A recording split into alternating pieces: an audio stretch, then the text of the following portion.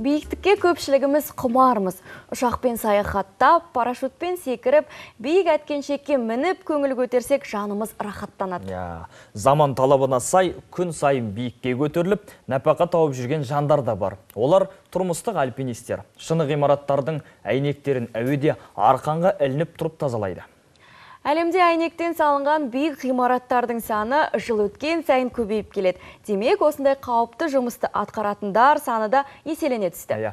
Тұрмыстық альпинистер ғимарат жуумен қатар құтқарушылықта қызметті атқарады. Сүйіктісіне ұсынысты ерекше әдіспен жасағысы келетін жігіттер де кейде осы кәсіп иелерінен көмек сұрайды екен. Қызық екен шынымен де. Тұрмыстық альпинист болу үшін не істеу керек? Олар қандай сынақтан өтеді? Қорқынышты қалай жеңеді? Әріптесіміз Маржан Нүсіпбек айтып береді.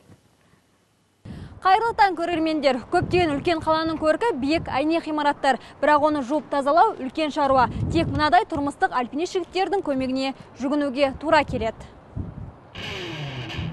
Жігіттердің жұмысы таңмен таласа басталады. Олар тек ғимарат сыртын тазалап қана қоймай, жөндеу жұмыстарын да жүргізеді. Қыс мезгілінде зәулім үйлердің шатырын күрейді. Бұл іспен айналысуға кез келген адамның жүрегі дауалай бермейді. Өйткені ғимараттардың биіктігі әртүрлі болғандықтан, кім болса да қорқатыны анық. Сондықтан алдымен арнайы оқу жаттығудан өтіп, альпинистердің икемі бар жоғы тексеріледі. Содан кейін ғана жұмысқа қабылданады.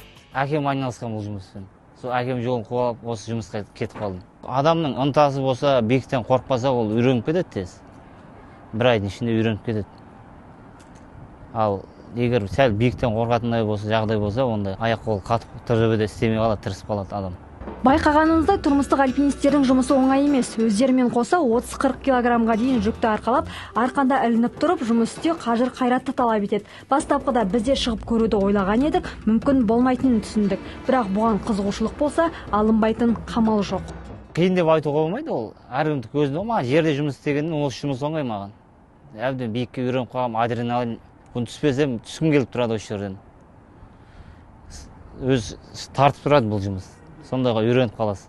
Тұрмыстық альпинистердің сөзінше, бір ғимаратты жуып шығуға шамамен 10-15 күн кетеді. Жұмыс көлемі әртүрлі болғандықтан нақты жалақы белгіленбейді. Сондай-ақ олар ауа райы қолайлы болғанда ғана жұмыс істейді. Аяқ асты жаңбыр жауып жел тұра қалса, тұрмыстық альпинистер қауіпсіз болмағандықтан уақытша демалыс жасайды. Маржан Нүсіпбек, Айшан Отызбай, Қоблан Өтегенов, арнайы Қайырлы таң үшін.